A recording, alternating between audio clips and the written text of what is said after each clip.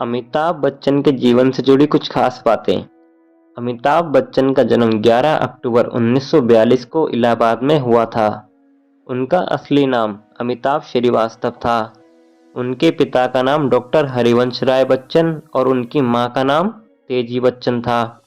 अमिताभ बच्चन ने नैनीताल के Sherwood college से पढ़ाई की और फिर दिल्ली के किरोड़ीमल कॉलेज से बीएससी की डिग्री हासिल की। अमिताभ बच्चन ने अपने करियर में कई पुरस्कार जीते हैं, जिनमें दादा साहेब फाल्के पुरस्कार, 3 राष्ट्रीय फिल्म पुरस्कार और 12 फिल्म फेयर पुरस्कार शामिल हैं।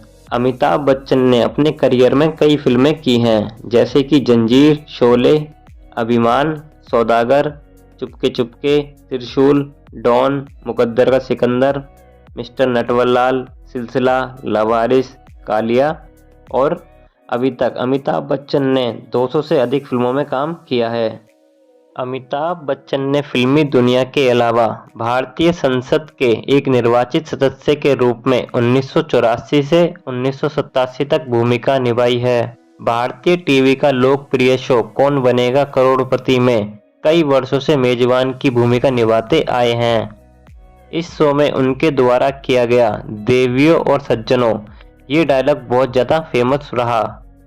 अमिताभ बच्चन के माता पिता ने शुरुआत में उनका नाम इनकलाब रखा था, क्योंकि उन दिनों स्वतंत्रता संग्राम के उस दौर में इनकलाब जिंदाबाद का नारा खूब जोरों पर था। लेकिन आगे चलकर हरिवंश राय बच्चन के एक करीबी दोस्त सुमित्रा नंदन पंत के कहने पर उन्होंने अपने बेटे का नाम अमिताभ कर दिया, जिसका अर्थ होता है एक ऐसा प्रकाश जिसका कभी अंत ना हो। अमिताभ बच्चन ने अपनी पढ़ाई पूरी करने के बाद कई जगह नौकरी की खोज की, लेकिन उन्हें कहीं सफलता नहीं मिली और तभी अपने दोस्त के कहने पर ऑल इंडिया रेडियो में वॉइस स्पीकर की जॉब के लिए अप्लाई किया, जहां उनकी आवाज को मोटा और बेकार बताकर रिजेक्ट कर दिया गया। दिल्ली में कहीं सफलता न मिलने की वजह से वह कलकत्ता चले गए और फिर वहां उन्होंने अपने जीवन के करीब 5 साल बिताए और कुछ प्राइवेट कंपनियों में बहुत कम सैलरी पर काम किया।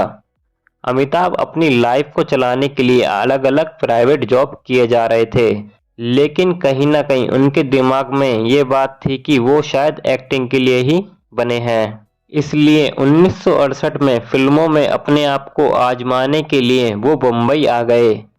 दोस्तों, आपको याद होगा जहां अमिताभ की आवाज को खराब बताकर रिजेक्ट कर दिया गया था, वहीं फिल्मों में उनकी शुरुआत वॉइस नरेटर के तौर पर हुई, जहां उन्होंने फिल्म भुवन शोम के लिए अपनी आवाज दी।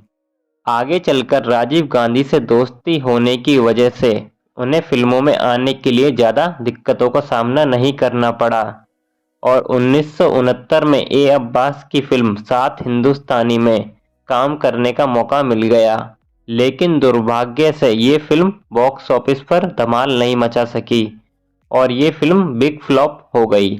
लेकिन इसके बावजूद अमिताभ बच्चन ने हार नहीं मानी और अपने प्रयासों को जारी रखते हुए 1970 में बॉम्बे टॉकी और 1971 में परवाना मूवी में काम किया, लेकिन ये दोनों फिल्में भी सफल नहीं हो सकी। तभी 1971 में सुपरस्टार राजेश खन्ना के साथ आनंद मूवी में काम करने का मौका मिला और तब जाकर अमिताभ बच्चन ने अपनी दमदार एक्टिंग को साबित किया। उन्हें इस फिल्म के लिए film fair award best supporting actor दिया गया।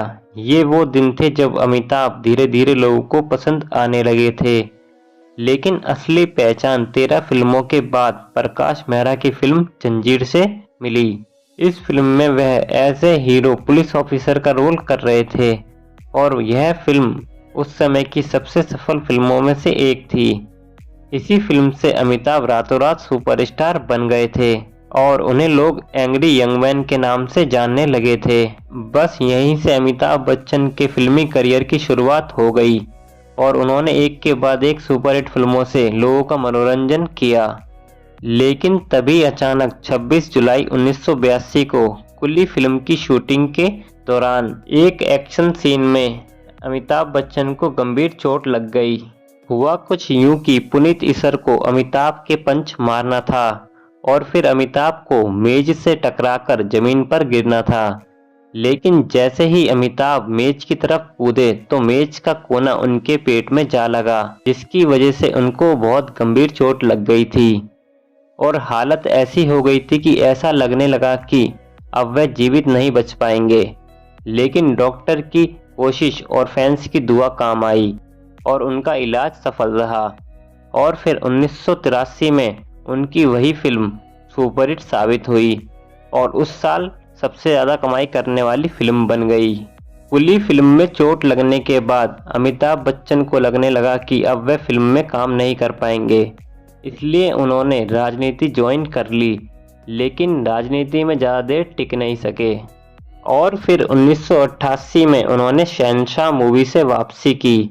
लेकिन उसके बाद की बहुत सारी फिल्मों में उनको निराशा मिली और उनका करियर ख़त्म सा होने लगा। लेकिन सन 2000 में आई फिल्म मोहब्बतें मूवी ने उनको फिर से बॉलीवुड में कमबैक करा दिया और फिल्म में उनकी एक्टिंग को काफ़ी सराहा गया। बाद में चलकर उन्होंने टीवी की दुनिया में झंडे गाड़े और उनके द्वारा होस्ट किया गया केबीसी यानी कौन बनेगा करोड़पति ने टीआरपी के सारे रिकॉर्ड तोड़ डाले। दोस्तों, अमिताभ बच्चन अपनी सबसे बड़ी उपलब्धि श्री हरिवंश राय बच्चन का पुत्र होना मानते हैं। उनका कहना है कि पिताजी ने मेरे हर फैसले में मेरा साथ दिया था। सब मिला जुला कर श्री अमिताभ जी हम सभी के लिए एक आदर्श हैं, जो कई दशकों से लोगों के दिलों पर राज करते आए हैं और करते रहेंगे।